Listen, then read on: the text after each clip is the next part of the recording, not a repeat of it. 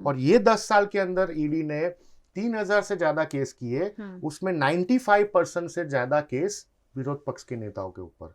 मुझे मयूरिका जी एक बात बताइए, मैं बार बार बीजेपी वालों को एक चैलेंज देता हूं, उसका जवाब आज तक वो लोग मुझे नहीं दे पाए। प्रधानमंत्री मोदी जी 2014 में जो गारंटियां, उस टाइम पे भी बहुत सारी गारंटियां दी थी, जो गारंटियां दे के आए थे वो तो फुलफिल नहीं कर पाए, लेकिन जो उन्होंने मेन चीज बोली थी, मैं कांग्रेस के नेताओं को जेल में डालूंगा, मैं राहुल गांधी को, मैं प्रियंका गांधी जी को, मैं सोनिया गांधी जी को जेल में डालूंगा।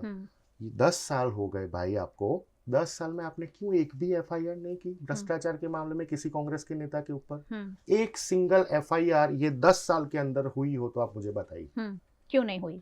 उनके पास एविडेंस ही नहीं है, उनको पता है ऐसा कुछ भ्रष्टाचार हुआ ही नहीं है। वो 2G के मुद्दे पे आए थे, वो कॉमनवेल्थ के मुद्दे पे आए थे, वो सारे मुद्दे तो बंद हो गए, सबको निर्दोष छूट गए, ये राजा भी निर्दोष छूट गए, ऐसा कोई भ्रष्टाचार हुआ ही नहीं।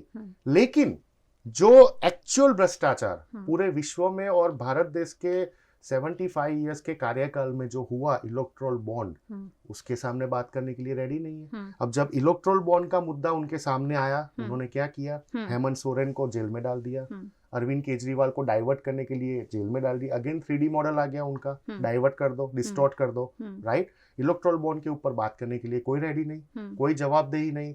10,000 करोड़ से ज्यादा का चंदा उनके खाते में आता है, वो भी आप समझिए। इलेक्टोरल बॉन्ड, एक जमाना था आजादी के समय, हमारे कांग्रेस के लीडर, हमारे देश के लीडर, हमारे क्रांतिकारी श्री सुभाष चंद्र बोस साहब ऐसा बोलते थे, तुम मुझे खून दो मैं तुम्हें आजादी दूंगा।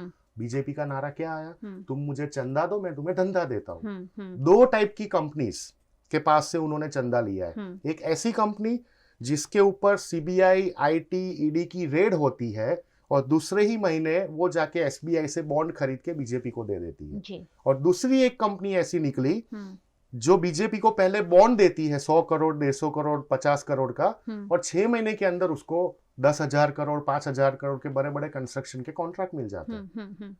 जनता स्मार्ट है, जनता को सब पता चलता है। ये चुनावी चंदे का जो फंडा लाया गया है, क्या लगता है आपको, कौन सी पार्टी को इससे फायदा होगा, कौन सी पार्टी को इससे नुकसान होगा? देखिए, इलेक्टोरल बॉन्ड जब 2017 में मयूरिका जी इसका ड्राफ्ट आया था, उसी टाइम पे भारतीय राष्ट्रीय कांग्रेस ने इसका विरोध किया था कि जिस स्टाइल से चंदा मिल रहा है आज की डेट में पार्टीज को, उसी स्टाइल को कंटिन्यू किया जाए, क्योंकि उन्होंने इलेक्टोरल बॉन्ड के नाम से उन्होंने जो अमेंडमेंट किए, विदेशी ताकत भी किसी पार्टी को एसबीआई से बॉन्ड खरीद सकती है। कोई विदेश का इंडिविजुअल, अफ्रीका में बैठा हुआ कोई निग्रो, वो भी ये इलेक्टोरल बॉन्ड खरीद सकता है। शेल कंपनीज जो रजिस्टर्ड नहीं होती, जिसका परमानेंट एड्रेस नहीं होता, जिसका कोई फिजिकल एंटिटी नहीं है, ऐसी शेल कंपनीज भी इलेक्टोरल बॉन्ड खरीद के भारतीय जनता पार्टी को दिया। आप देखिए 16,000 करोड़ सभी को मिल सकता है ना? नहीं, मैं बोल रहा हूं ना, भारतीय राष्ट्रीय कांग्रेस को 1300 करोड़ मिला। अब जब आपने ही जो हमारी फाइनेंशियल साइकिल है, जो पार्टियों को फंडिंग देती है, वो अगर रूलिंग सरकार चेंज कर देती है, तो क्या हम हाथ बंद करके बैठ जाएंगे? हमें भी पार्टी चलानी है, हमारे भी खर्चे होते हैं, लेकिन ज्यादा बेनिफिशियरी कौन था? सवाल ये है, जो दो कंपनी मैंने बोला वो बेनिफिशियरी थी, आप मुझे चंदा दो हम आपको धंधा दे देंगे, और मेरे पास तो प्रूफ है, मेरे पास तो 40-40 पेजेस का वीएनएम के दर्शकों को दिखाने के लिए प्रूफ है कि ये कंपनी की वहां पे बाय एग्जांपल जुलाई महीने में ईडी की रेड हुई या आईटी की रेड हुई, और अगस्त महीने में उसने इलेक्टोरल बॉन्ड जाके दे दिया भारतीय जनता पार्टी को। और दूसरी बात, सबसे बड़ी बात, स्टेट बैंक ऑफ इंडिया जो गवर्नमेंट एंटिटी है, वो अगर उसके पावर में होता तो वो सिर्फ एक दिन 24 आवर्स में ये सारे इलेक्टोरल बॉन्ड की जो पीडीएफ जानकारी है वो इलेक्शन कमीशन ऑफ इंडिया को दे सकती थी। क्यों 3 महीना मांगा? और जब सुप्रीम कोर्ट ने बोला भाई आपको 48 आवर्स में देना पड़ेगा, कैसे दे दिया 48 आवर्स में? ये भी साबित करता है कि जो सरकारी मशीनरी का दुरुपयोग किया जा रहा है, इतना दुरुपयोग करने का तो हमने भाई सोचा ही नहीं था कभी। हमारी गलती, हमने ये सरकारी मशीनरी का दुरुपयोग करना सोचा नहीं, हमने सिर्फ जनता की सेवा करने का सोचा। चलिए, क्या होगा चुनावी चंदे का ये जो फंडा है वो आगे चलकर क्या रंग दिखाएगा, उस पर तो नजर रहेगी ही। मैं फिर से लौट जाती हूँ कल की दिल्ली के रामलीला मैदान में जो एक भव्य रैली हुई थी, और वहाँ कांग्रेस के नेता राहुल गांधी ने देश के प्रधानमंत्री नरेंद्र मोदी पर मैच फिक्सिंग के आरोप लगाए थे। क्या थे ये आरोप, पहले ये सुन लेते हैं और उसके बाद निशांत जी की प्रतिक्रिया लेंगे कि प्रधानमंत्री मोदी पर मैच फिक्सिंग के आरोप लगाना आखिरकार कितना सही है। आजकल आईपीएल के मैच चल रहे हैं, देखते हो आप लोग। मैच फिक्सिंग शब्द सुना है आपने? सुना है?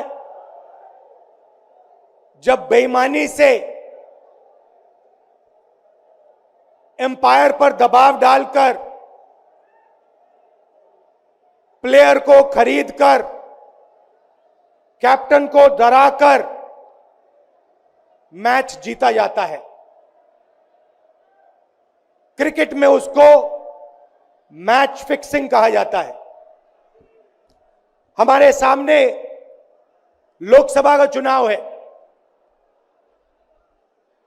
अंपायर किसने चुने? नरेंद्र मोदी ने। हमारी टीम में से मैच शुरू होने से पहले 2 खिलाड़ियों को अरेस्ट करके अंदर कर दिया। तो भाइयों और बहनों, ये जो चुनाव हो रहा है, नरेंद्र मोदी जी इस चुनाव में मैच फिक्सिंग करने की कोशिश कर रहे हैं। ये जो उनका 400 सीट का नारा है, ये बिना ईवीएम के,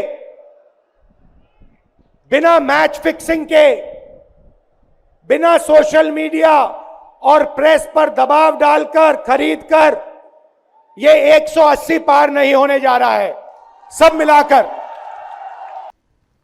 तो राहुल गांधी जी कह रहे हैं कि 400 पार तो क्या, अगर ईडी पर दबाव नहीं बनाया, सीबीआई पर दबाव नहीं बनाया, मीडिया पर दबाव नहीं बनाया, तो भारतीय जनता पार्टी 180 सीट से ज्यादा नहीं जीत सकती। निशांत जी, 400 पार कहां, और राहुल जी का गणित कह रहा है कि 180 पार भी नहीं जाएंगे अगर इन्होंने ईवीएम सेटिंग नहीं की। क्या कहना चाहेंगे? अब हमेशा ही घिरते रहे राहुल गांधी कोई ना कोई बयानों को लेकर, और इस तरीके के बयान जब सामने आते हैं तो। मयूरिका जी, देखिए, एक समय था जब कोई राजकीय पार्टी सरकार बनाने के लिए एमएलए को खरीद फरोख्त करती थी, मेंबर ऑफ पार्लियामेंट का खरीद फरोख्त होता था। लेकिन बीजेपी वाले तो नया सीख गए, पूरी की पूरी पार्टी का डिवीजन कर दो। शिवसेना का 2 पार्ट कर दिया, एनसीपी का 2 पार्ट कर दिया। मुझे लगता है आगामी समय में जेडीयू नीतीश कुमार जी का भी यही हाल होने वाला है। 400 पार सीट तो ये इलॉजिकल बात है। आप राजस्थान के डेटा चेक कर लीजिए, राजस्थान हो, मध्य प्रदेश हो, हिंदी बेल्ट के जो स्टेट्स है, आप झारखंड ले लीजिए, आप उत्तर प्रदेश ले लीजिए, हिमाचल ले लीजिए, हरियाणा ले लीजिए, मैक्सिमम सीट्स तो है बीजेपी के पास। तो कहां से लाएंगे जी आप 400 सीटें लाएंगे कहां से? सबसे बड़ा क्वेश्चन मार्क ये है। 400 सीट पे तो आप लड़ नहीं रहे हो, शायद 400 के आसपास, शायद उससे कम ही लड़ रहे हो आप। तो 400 सीट आप लाओगे कहां से? दूसरी बात, राहुल गांधी जी ने बिल्कुल सही बोला, जो सरकारी मशीनरियों का उपयोग किया जा रहा है और उसके ऊपर फोकस सिर्फ अकेले हमने तो नहीं किया। आज देखिए, 2 दिन पहले यूनाइटेड नेशंस ने इसकी बात रखी कि कैसे केजरीवाल जी को और इंडियन नेशनल कांग्रेस, जो भारत देश का मुख्य विरोध पक्ष है, उसके सारे अकाउंट सीज कर दिया आपने। यही बात अमेरिका के विदेश मंत्रालय ने बोला, यही बात जर्मनी ने बोला, यूरोपियन यूनियन ने बोला। बीजेपी वाले शौक में आ गए, उनको पानी पानी हो गया। वो क्या बोलने लगे, भाई ये तो इंटरनेशनल ताकत है, विदेशी ताकतों की बात हम नहीं मानेंगे। लेकिन यही विदेशी ताकत का एक मैगजीन, टाइम्स मैगजीन, जब ऐसा बोलता है 2014 में 15 में, प्रधानमंत्री Modi ji one of the best and powerful prime minister of the world, तब जाके फटाके फूटने लगते, रोड पे निकलते, ढोल नगाड़े बजने शुरू हो जाते। ये ऐसी दोगली बातें तो नहीं चलेगी ना राजनीति में। जब लोकशाही, सबसे पावरफुल लोकशाही जो कंट्रीज में है, जो कंट्रीज के साथ हम इतना व्यापार करते हैं, जो कंट्रीज में प्रधानमंत्री जाते स्पीच देते हैं लोकशाही के बारे में, अगर वो कंट्री हमारे पे वॉच रख के बैठी है, इतना एक्सट्रीम लेवल का प्रेशर आप विरोध पक्ष के ऊपर ला रहे हो, तो बिल्कुल पॉसिबल होगा उनके लिए बोलना 400 प्लस। लेकिन अगेन देखिए, आज के दिन में मैं बहुत स्पष्ट कहना चाहता हूँ, हमारे अकाउंट सीज है, हमारे पास चुनाव लड़ने के लिए पैसा नहीं है। हमारे पास सरकारी बस नहीं है, सरकारी एम्प्लॉइज नहीं है भीड़ इकट्ठा करने के लिए, हमारे पास ईडी नहीं है, सीबीआई नहीं है, आईटी नहीं है, हमारे पास सिर्फ और सिर्फ जनता का विश्वास है। और ये जनता का विश्वास हमें आगे लेके जाएगा। ये जनता का विश्वास भारतीय जनता पार्टी का जो एरोगेंस है और जो इग्नोरेंस है उसको बिल्कुल तोड़ेगा। और राहुल गांधी जी ने जो बोला 180 सीट्स पे आके खड़ा हो जाए, उसमें कोई बेमत नहीं है। मैंने 2004 का आपको एग्जांपल दिया था, इंडिया शाइनिंग के समय भी यही हुआ था। उस समय भी कुछ 300 पार 350 पार के नारे लग रहे थे और क्या हुआ, वाजपेयी जी की सरकार चली गई। जनता महान है हमारे देश की, जनता जो भी चुकादा देती है वो भारतीय राष्ट्रीय कांग्रेस हमेशा उसको गुरूर से सम्मानित करती है, क्योंकि हम लोग प्रजालक्षी पार्टी है। हम जो चुनाव लड़ते हैं वो मुद्दे पे लड़ते हैं। भारतीय जनता पार्टी सिर्फ मोदी के नाम पे चुनाव लड़ती है, उनके पास मुद्दे कभी होते नहीं है। जो महंगाई, जो बेरोजगारी, जो पेट्रोल डीजल के भाव, जो डॉलर के भाव, जो सोने चांदी के भाव पे 2014 में मोदी जी शासन पे आए थे, क्या हुआ? 5 चीज आप मुझे, मयूरिका जी आप इतने इंटेलिजेंट पत्रकार हो, आप 5 चीज मुझे ऐसी बता दीजिए जो मोदी राज में सस्ती हुई और यूपीए की गवर्नमेंट में महंगी हुई। 5 ऐसी कोई भी चीज। लेकिन जब जब देश आगे बढ़ता है तो महंगाई अपने आप आगे बढ़ती है। तो भारतीय जनता पार्टी ये कह रही है कि जब हम ट्रिलियन इकोनॉमी की ओर आगे बढ़ रहे हैं, तीसरी अर्थव्यवस्था बनाने की हम जब कोशिश कर रहे हैं निशांत जी, तब आपके राष्ट्रीय अध्यक्ष भरे मन से कहते कि हमारे पास चुनाव लड़ने के पैसे नहीं है। क्या देश की जनता को गलत मैसेज नहीं जा रहा है कि जिस पार्टी के पास चुनाव लड़ने के पैसे नहीं है वो सत्ता में आएगी तो हमारे लिए क्या कर लेगी?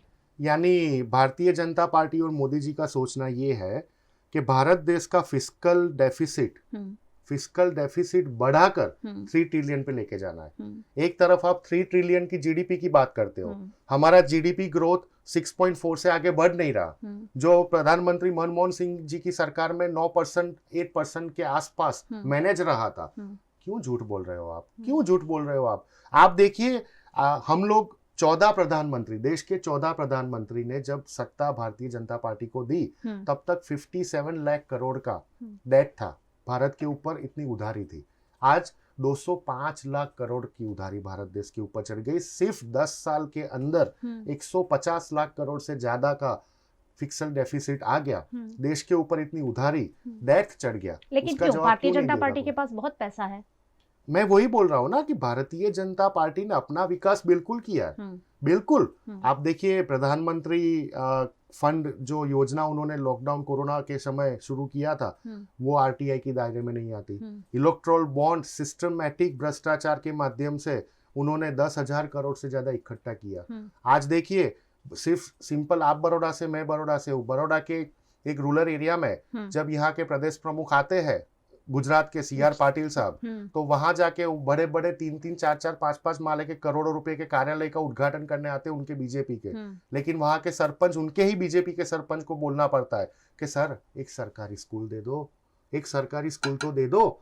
आपने आपकी जवाबदेही है, भारत देश में आपने कितने सरकारी इंस्टीट्यूशन का एक्सपांशन किया वो बताइए। बल्कि कांग्रेस ने जो सरकारी इंस्टीट्यूशन आपको बना के दिया तभी जाके तो आप बेच पाए। आप बोल रहे हो 70 साल में कांग्रेस ने क्या किया? हमने जो IIT, IIM, इसरो बना के लाए, वो इसरो के ऊपर आज पूरा देश गर्व करता है, पूरी दुनिया गर्व कर रही है। चंद्रयान 3 का सक्सेस आप बात करते हो, चंद्रयान 3 वहां पे पहुंचा। मंगलयान की प्रधानमंत्री जी बात करते थे कि अहमदाबाद में एक CNG रिक्शा का 1 किलोमीटर का जितना खर्चा होता है उससे कम खर्चे में मंगलयान हमारा मंगल ग्रह तक पहुंच गया। वो इसरो की स्थापना भी कांग्रेस ने की थी। अरे प्रधानमंत्री जी, अगर कांग्रेस नहीं होती तो आप कौन सी मशीनरी को बेचते, प्राइवेट को देते, कौन सा पोर्ट बेचते, कौन सा एयरपोर्ट बेचते? आज देखिए, सारा प्राइवेटाइजेशन एम्प्लॉइज रखते हैं, कॉर्पोरेशन से लेके संसद तक तो कॉन्ट्रैक्चुअल होते। क्या हालत बना दी है देश की। निशांत जी, आप कह रहे हैं कि हमने ये किया। प्रधानमंत्री मोदी जी ने भी कल कहा कि कांग्रेस पार्टी ने एक पूरा द्वीप श्रीलंका को तोहफे के रूप में दे दिया। क्या था उनका बयान, आइए पहले सुन लेते हैं और फिर निशांत जी से जवाब लेते हैं। साथियों, मेरठ की इस धरती का देश की अखंडता और एकता से बड़ा रिश्ता रहा है। ये स्वतंत्रता सेनानी वीर मंगल पांडे की कर्मभूमि है। ये धरती धनसी कोतवाल जैसे शूरवीर की धरती है। शौर्य की इस धरती से आज मैं पूरे देश को बताना चाहता हूं कि कैसे कांग्रेस और इंडी अलायंस देश की अखंडता और देश की एकता को तोड़ते रहे हैं। आज ही कांग्रेस का ये एक और देश विरोधी कारनामा देश के सामने आया है। तमिलनाडु में भारत के समुद्री तट से कुछ दूर, कुछ किलोमीटर दूरी पर श्रीलंका और तमिलनाडु के बीच में समुद्र में एक टापू है, एक द्वीप है, कच्चा थीवू, अलग अलग नाम भी लोग बोलते हैं, कच्चा थीवू। ये द्वीप सुरक्षा की दृष्टि से बहुत महत्वपूर्ण है। देश आजाद हुआ तब हमारे पास था और ये हमारे भारत का अभिन्न अंग रहा है। लेकिन कांग्रेस ने 4-5 दशक पहले कह दिया कि ये द्वीप तो गैर जरूरी है, फालतू है, यहां तो कुछ होता ही नहीं है। और ये कहते हुए मां भारती का एक अंग आजाद भारत में ये कांग्रेस के लोगों ने, इंडियन अलायंस के साथियों ने मां भारती का एक अंग काट दिया और भारत से अलग कर दिया। देश कांग्रेस के रवैये की कीमत आज तक चुका रहा है। भारत के मछुआरे मछली पकड़ने के लिए समंदर में जाते हैं, तमिलनाडु के हैं, केरल के हैं, पुडुचेरी के हैं, तेलंगाना के हैं, आंध्र के हैं, इस द्वीप की तरफ जाते हैं तो इन्हें गिरफ्तार कर लिया जाता है, उनकी बोट को कब्जा कर लिया जाता है। ये कांग्रेस के पाप का परिणाम है कि हमारे मछुआरे आज भी सजा भुगतते चले जा रहे हैं। और कांग्रेस पार्टी इतनी बड़ी उनकी पाप के जब बात आती है तो कांग्रेस की बोलती बंद हो जाती है। डीएमके जैसे दल जो कांग्रेस के साथी हैं, वे भी मुंह पे ताला लगा करके बैठ जाते हैं। आप मुझे बताइए, क्या ऐसा इंडी गठबंधन जिसने मां भारती का टुकड़ा करके दे दिया, क्या ऐसा गठबंधन देश हित में कोई फैसला ले सकता है? क्या देश का भला कर सकता है? क्या देश को एक रख सकता है? क्या तो पूरा का पूरा एक द्वीप श्रीलंका को भेंट देने के आरोप लगे हैं। क्या जवाब देंगे निशान जी इस पर? मयूरिका जी, जब शासन होता है और भारत देश हमेशा से एक बड़ी ताकत रही है अपने पड़ोसियों के सामने, और जब पड़ोसियों के साथ, हमारे नेबरिंग कंट्रीज के साथ एक रिलेशन की बात आती है, तो ऐसी छोटी छोटी बातें जो प्रधानमंत्री जी बड़े स्टेज से बोलते हैं वो लोगों के दिल और दिमाग में नहीं जाती। उसका कारण मैं बोलूं, कच्चा थीवू 1974 में श्रीलंका के साथ मैत्री करार करने के लिए उनको दिया गया एक छोटा सा द्वीप था, जहां पे कोई उपज नहीं होती थी, जहां से कोई मेडिसिन या कुछ ऐसा पेड़ पौधा कुछ भी नहीं होता था, राइट। उस टाइम पे ऐसा करार हुआ था कि जो हमारे माछीमार लोग हैं वो फिशरिंग के लिए वो आइलैंड तक जा सकते, जो तमिलनाडु और श्रीलंका के बीच में है जी। उनको वो भी परमिसेबल था। वहां पे अपनी जाली को सुखाने का भी परमिशन था, और वहां पे उनका कैथोलिक एक पौराणिक धर्म स्थल है जी। वो आइलैंड पे, उसका दर्शन करने का भी परमिशन था। प्रधानमंत्री जी अगेन ये डाइवर्ट कर रही है टॉपिक को लाके। मैं प्रधानमंत्री जी को आज पूछना चाहता हूँ, जो शायद भारत देश में और वीएनएम के दर्शकों को पता होगा, आपने 2015 में बांग्लादेश के साथ मैत्री करार करके उनको 111 एंक्लेव दे दिए और अपने पास सिर्फ 51 एंक्लेव आए। उसका क्या जवाब देंगे? एंक्लेव का मतलब होता है जब बांग्लादेश की टेरिटरी में हमारे छोटे छोटे कस्बे होते हैं जो पूरा गिरा होता है बांग्लादेश की टेरिटरी से, जो हमारे कोई काम का नहीं होता, नहीं बांग्लादेश के काम का होता, क्योंकि वो इंडियन टेरिटरी काउंट होती है। तो ऐसी 111 एंक्लेव, छोटी छोटी जमीनें, अगर आप उसका टोटल एकड़ों का कैलकुलेशन करोगे तो वो कच्चा थी उसे कम है। वो आपने बांग्लादेश को दे दिया जी। हमने तो उस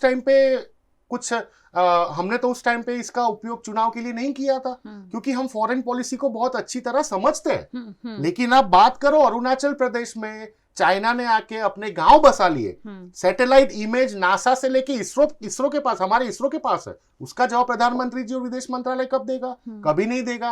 अब देखिए 2020 में गलवान घाटी में क्या हुआ, हमारे 20 से ज्यादा सैनिक शहीद हुए। आज तक चाइना के सामने आपने 56 इंच की छाती नहीं दिखाई, आपने लाल आंख नहीं की। उसका जवाब कभी नहीं करेंगे। लेकिन वो पार्टी के ऊपर क्वेश्चन मार्क पुट अप करेंगे जिसने 1971 में इंदिरा गांधी जी के शासन में पाकिस्तान के दो भागले कर दिए थे, जो आज तक पाकिस्तान वो दुख दूर नहीं कर पाया, वो भूल नहीं पाता है। आप सोचिए, ये चुनावी जुमले की बात है। मुझे लगता है प्रधानमंत्री जी को आपने 10 साल में देश के लिए क्या किया, आपने मध्यम वर्ग, गरीब, आदिवासी, महिला के लिए, दलितों के लिए क्या किया, आप जाति आधारित जनगणना कब करने वाले हो, उसकी बात कीजिए। मैंने अभी देखा प्रधानमंत्री जी के पास बहुत समय था, वो प्रियंका चोपड़ा और अक्षय कुमार जो ग्लैमर दुनिया के लोग हैं उनको मिलने के लिए समय था। लेकिन मणिपुर की जो महिलाओं के साथ जो रेप हुआ था और उनके कपड़े निकाल के उनको पूरे शहर में घुमाया गया था, उनको मिलने के लिए प्रधानमंत्री जी के पास आज की डेट में समय नहीं है। जो हमारे देश की पहलवान महिला है, जिन्होंने हमारे देश का नाम रोशन किया पूरी दुनिया में, जाके गोल्ड मेडल लिया, जाके मेडल्स लिए, वो जब जंतर मंतर पे आप आंदोलन करती है और उनके ही सांसद के ऊपर आरोप लगाती है यौन शोषण का कि ये बृजभूषण सिंह ने ये कार्य किया है, उनकी छेड़ती की, उनको मिलने के लिए वो मेडल तक वापस दे देते हैं, जो हमारे देश के लिए शर्मजनक घटना है। उनको मिलने के लिए प्रधानमंत्री जी के पास समय नहीं है, लेकिन ग्रामर की दुनिया वालों को मिलने के लिए प्रधानमंत्री जी के पास समय है। ये साबित करता है कि उनका परिवार काफी छोटा है। प्रधानमंत्री जी का परिवार सिर्फ और सिर्फ देश पे राज करने वाले ऐसे 1% बिजनेसमैनों का परिवार है। प्रधानमंत्री जी का परिवार ये ग्लैमर की दुनिया वाले हैं। प्रधानमंत्री जी का परिवार ऐसे लोग हैं जो गरीब के साथ, हमारे देश के किसानों के साथ अन्याय करते, किसानों को कुचल देते, 5-5 किसानों को उनकी महंगी गाड़ियों से कुचल देते, उनके सांसद के सुपुत्र। ऐसे लोगों का परिवार है प्रधानमंत्री जी। उनको महिलाओं को क्या चाहिए, उनको गरीबों को, आज देश में देखिए, मैं ये आपके दर्शकों को दिखाने के लिए लाया, देश में हर घंटे 51 महिलाओं के साथ अत्याचार के केसेस हो रही है। मेरा आंकड़ा नहीं है, एनसीआरबी का आंकड़ा है। आज देखिए देश में हर 1 घंटे 2 किसान आत्महत्या कर रहे हैं मयूरिका जी। एनसीआरबी का आंकड़ा, इतना बड़ा आंकड़ा। देश में हर घंटे 19 सुसाइड हो रही है, जिसमें युवा वर्ग भी दाखिल है। ये एनसीआरबी का आता। आज देश में देखिए बच्चों के खिलाफ हो रहे अपराधों में 8.7% का 10 सालों में वृद्धि हो गया। ये एनसीआरबी का आंकड़ा, भारत सरकार का आंकड़ा। अनुसूचित जाति एसटी के खिलाफ जो मामले हो रहे उसमें 14% का वृद्धि आ गया। ये सारे मामलों के बारे में तो कभी प्रधानमंत्री जवाब नहीं देते, नहीं अमित शाह जी जवाब देते। अभी मैंने देखा था संसद में कोई भारतीय जनता पार्टी का कोई सांसद था, उठा और बोला, who will be the next prime minister after Modi. अरे भाई, हमने ये देश में प्रधानमंत्री नेहरू जी से लेके इंदिरा गांधी जी, राहुल गांधी जी, नरसिम्हा राव जी, इतने सारे मनमोहन सिंह जी, इतने सारे प्राइम मिनिस्टर दिए। हमने तो नेहरू जी की जब सडन डेथ हो गई थी तो हमने तो नहीं पूछा था who will be the next prime minister. Indira Gandhi ji को देश के लिए शहादत देनी पड़ी थी, तब तो हमने भारतीय राष्ट्रीय कांग्रेस ने नहीं पूछा था who will be after Indira Gandhi ji. नहीं भाई, देश में बहुत लोग हैं जो देश को चलाना जानते हैं, अच्छी तरीके से चलाना जानते हैं, और भारतीय राष्ट्रीय कांग्रेस को तो बाखूबी पता है ये देश की जनता को क्या चाहिए। लेकिन ऐसी बातें करके लोगों को भटकाना और चुनाव में ऐसे मुद्दे लाके खड़ा कर देना, ये क्या सही बात है? आपने प्रधानमंत्री की बात निकाली है और आपने नेताओं का, पार्टियों का शंभू मेला इकट्ठा किया है, बहुत सारे बड़े बड़े नेता है उसमें, लेकिन पीएम कैंडिडेट क्यों आप लोग डिक्लेयर नहीं करें? देश की जनता आखिरकार विश्वास किस पे करेगी? क्योंकि देश की जनता को भी शायद पता है कि चलिए हम इंडिया गठबंधन को वोट करते हैं, उसके बाद जो लड़ाई आएगी वो प्राइम मिनिस्टर बनने की आएगी। क्या एक प्राइम मिनिस्टर के फेस के साथ इंडिया गठबंधन को देश के सामने नहीं जाना चाहिए?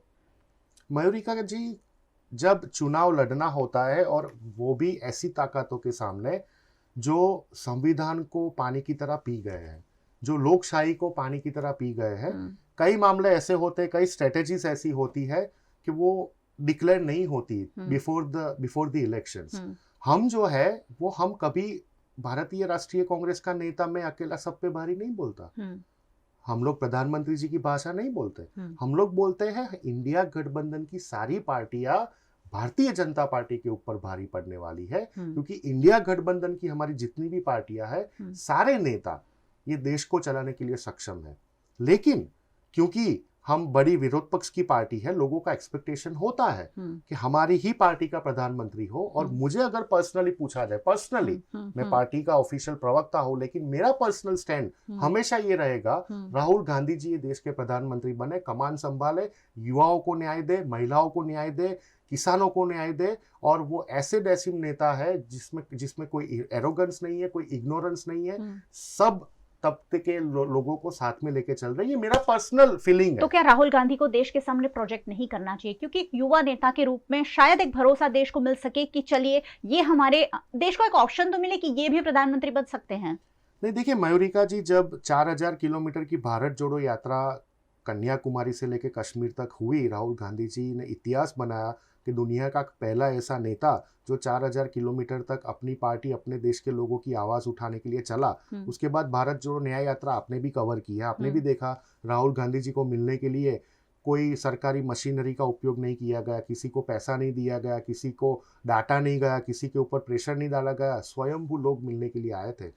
उससे तो ये बात साबित होती है कि राहुल गांधी जी का पूरे देश में जो पॉपुलैरिटी है, इंक्लूडिंग गुजरात, वो शायद किसी का नहीं है अभी के समय में, शायद किसी का नहीं है।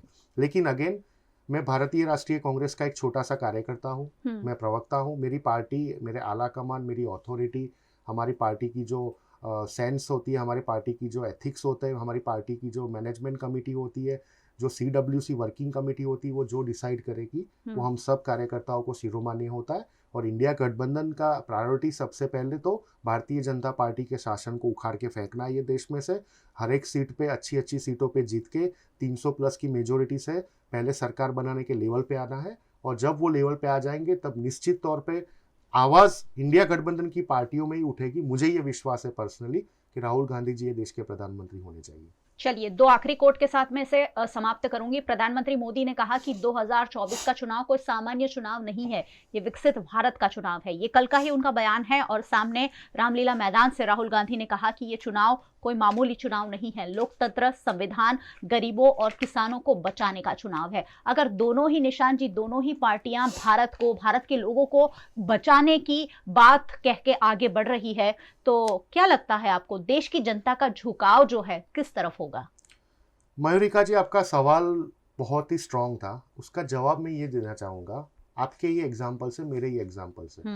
आप एक पत्रकार हो, आप बेबाक अपनी बातें एकदम न्यूट्रल वे से हमेशा रखती हो, मैंने देखा है। लेकिन आप इतने नसीब वाले हो, और विरोध पक्ष के नेता के हिसाब से मैं इतना नसीब वाला हूँ कि आज तक मेरे घर पे, मेरी ऑफिस पे ED, CBI और IT की रेड नहीं आई। जी, गुजरात में इस तरह से माहौल सेफ है? नहीं आई, क्योंकि आप देखिए, राजस्थान में जब कांग्रेस की सरकार थी, पेपर लीक कांड हुआ, वहां पे ईडी पहुंच गई। गुजरात में 20 से ज्यादा पेपर लीक होते हैं। आज के डेट में आपने ईडी को यहाँ आते हुए देखा? बिल्कुल आपकी बात सही है, सेफ है गुजरात। किसका शासन है गुजरात में 30 साल से, आपको भी पता है। मेरा जवाब आपको शायद मिल गया होगा कि जो नेता भारत देश को आज आप विकसित भारत 4047 तक ले गए। पहले बुलेट ट्रेन की बात की थी 2021 तक, पहले 2014 में बोला था 2020 तक गंगा साफ हो जाएगी, नहीं हुई। बुलेट ट्रेन की बात, वो भी एक्सटेंड हो गया। अब आ गए विकसित भारत के ऊपर। अरे भाई, आपने 100 स्मार्ट सिटी की बात की थी 2019 में। एक स्मार्ट सिटी का नाम दे दीजिए जिसको हम शंघाई के साथ कंपेयर कर पाए, हमें गर्व हो कि हमारे भारत देश में भी टोक्यो जैसा एक स्मार्ट सिटी है। नहीं करेंगे उसकी बात, 2047 पे ले जाएंगे सीधा विकसित भारत। ये सब डाइवर्ट करने की पॉलिसी है हमारे राहुल गांधी जी, जननायक राहुल गांधी जी, जो महिलाओं के उत्थानीकरण के लिए बात करते हैं, जो दलितों के उत्थान की बात करते हैं, किसानों की उत्थान की, हम किसानों का कर्ज माफ करने की बात जो हमने लाई है। हमने युवाओं को 1 लाख रुपए का स्टाइफंड, पहली नौकरी में 1 लाख रुपए का स्टाइफंड देने की बात की है। हमने सरकारी सेक्टर में जो 30 लाख से ज्यादा केंद्र सरकार की नौकरियां खाली पड़ी है वो भरने की जो हमने बात की है। हमने महिलाओं को छोटा सा पेंशन देने की जो बात की है। हमने पेट्रोल डीजल के भाव कम करने की बात की है। हमने मनरेगा जो 100 दिन का हमारे काल में था वो आज 48 डेज भारतीय जनता पार्टी के काल में हो गया, वो वापस 100 दिन करने की जो हमने बात की है। ये सारे मुद्दे देखते हुए भारत देश की जो 70% पॉपुलेशन, जो मध्यम वर्ग, अगेन मैं बोल रहा हूँ, जो मध्यम वर्ग, किसान, दलित और पिछड़े हुए समाज, महिला समाज में से जो आते हैं, they are very smart people. उनको पता है उनको न्याय कहाँ से मिलेगा। इसलिए बिल्कुल वो भारतीय राष्ट्रीय कांग्रेस के उम्मीदवार और इंडिया गठबंधन के उम्मीदवार के ऊपर विश्वास रख के मतदान करेंगे। और गुजरात में जो 26 से 26 सीट का जो उनका सपना है वो बिल्कुल हम साकार नहीं होने देंगे।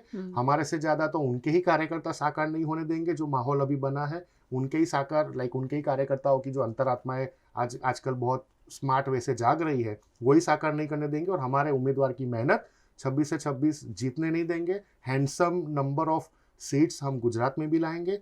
हैंडसम नंबर ऑफ सीट्स 272 को जो जादुई आंकड़ा क्रॉस करना होता है सरकार बनाने के लिए, हमें दृढ़ निश्चय है, हमें कॉन्फिडेंस है कि हम लाएंगे और सरकार बनाएंगे। चलिए, 272 का जो जादुई आंकड़ा है, जो बहुमत का आंकड़ा है, इंडिया गठबंधन उसे पार करने की सोच के साथ आगे बढ़ रहा है। कितना सफल होता है वो तो देश की जनता तय करेगी, लेकिन यहाँ हर एक पॉलिटिकल पार्टी की विचारधारा अब तक पहुंच रही है। जो बड़े बड़े दावे हुए हैं, वादे हुए, उसके सामने काम क्या हुए हैं, ये भी आप तक पहुंच रहा है। क्योंकि आखिरकार वोट आपको करना है और इसलिए पूरा पिक्चर, हर एंगल से पूरा पिक्चर आप तक पहुंच रहा है। आप बहुत स्मार्ट है और 7 मई को वोट करना है गुजरात को। देश को अलग अलग चरणों में वोट करना है, लेकिन गुजरात को 7 मई को वोट करना है। और तब तक ये पूरी कवायद जारी रहेगी, क्योंकि जरूरी है कि हर दल की विचारधारा, हर कैंडिडेट की सोच आप तक पहुंचे, ताकि आप बेहतर सरकार और बेहतर कैंडिडेट का चुनाव कर सके। निशांत जी, बहुत बहुत शुक्रिया हमारे साथ जुड़ने के लिए। Thank you very much. Kukku Baba.